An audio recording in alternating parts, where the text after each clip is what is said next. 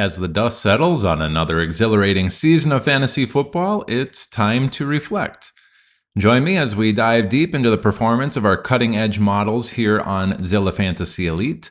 Today, we'll celebrate our victories and analyze our defeats as we dissect the 5 best and 5 worst calls of the season with the R Studio model. Get ready to relive these highs and lows and gain insights into the quote-unquote unpredictable world of fantasy football. Don't miss out on our exclusive analysis. Subscribe now. Let's rewind and review, only on Zilla Fantasy Elite. Today we'll be looking at the 5 worst calls from the R Studio model in 2023.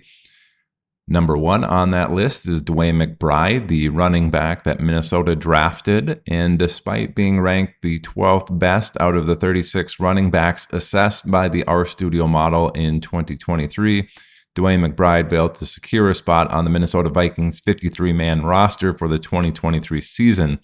And this was in spite of the Vikings' immense need for running back depth on the team. He eventually signed Cam Akers later in the season. Obviously, Dwayne McBride was not on the squad anymore. And throughout the season, the Vikings actually relied on running backs such as Alexander Mattison, Ty Chandler, and Kene Nwangwu, which further highlights the absence of McBride and them cutting him from the team.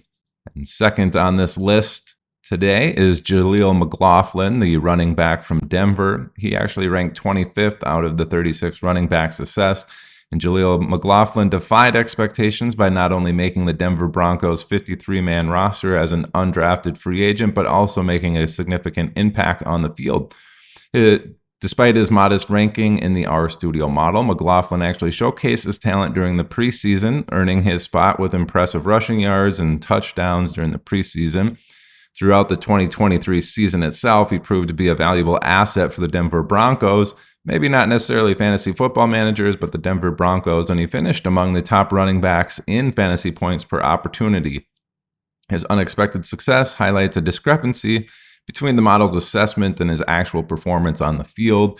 And we know the R Studio model does prefer the larger running backs, which is probably why Jaleel McLaughlin didn't show up very well on there. To get into some of Jaleel McLaughlin's numbers, again, undrafted free agent, ended up making that 53-man roster after going 21 rushing attempts, 113 yards and 3 touchdowns, good for 5.4 yards per carry, and then having 7 receptions for 33 yards and another touchdown in the preseason. He finished the 2023 season with 112 total opportunities and was number 9 among all running backs in fantasy points per opportunity, and finished the season with 76 rushing attempts, 410 yards, and 1 touchdown, which is, again, good for 5.4 yards per carry. And he had 31 receptions on 36 targets, which is very good considering he wasn't a full-time player. He turned those 31 receptions into 160 yards and 2 more touchdowns. So very, very good prospect there, but the R Studio model missed it. The third on the list is Israel Abanikanda, the New York Jets rookie running back in 2023. He actually ranked 3rd best out of 36 running backs assessed. Israel Abanikanda's rookie season did not unfold as maybe anticipated in the pre-draft process. So despite his high ranking in the model, Abanikanda saw limited playing time and failed to make a significant impact on the field. A lot of people in front of him, Dalvin Cook, Breece Hall, coming back from his knee injury a little bit sooner than expected. He ended up with 0 touchdowns and modest rushing and receiving statistics when he did get on the field. Abanikanda's rookie campaign fell short of the expectations that we had in the pre-draft process, despite his potential for future opportunities with the New York Jets, should Breece Hall maybe go down and he get a more full workload. So getting into Abanikanda's numbers, wasn't even active until the final 8 games of the season. He finished with 0 total touchdowns, 22 rushing attempts for 70 yards, which is only 3.18 yards per carry. He did have 11 targets, caught 7 of those for 43 additional receiving yards. Again, no touchdowns. While this was a poor rookie season, as we had mentioned, he came into the league at 20 years old and will likely be the main backup to Breece Hall in 2023. Next on this list, 4th, is Kendre Miller, the New Orleans Saints running back.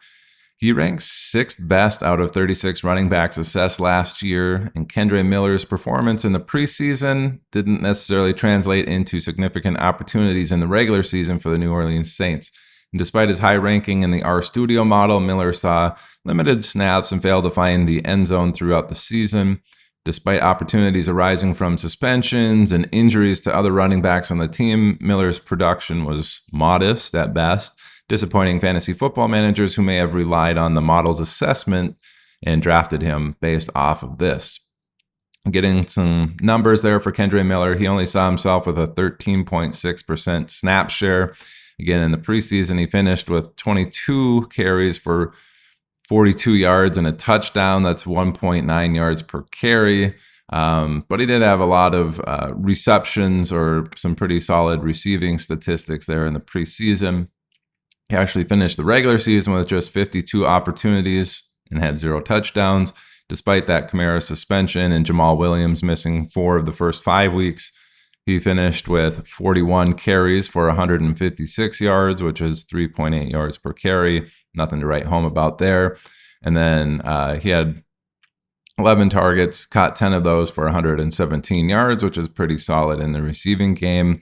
And maybe you can hang your hat on that moving forward. If he gets some opportunities, he can make his hay in the receiving game. Finally on this list is Keaton Mitchell, the Baltimore rookie running back last year. He ranked 28th best out of 36 running backs assessed.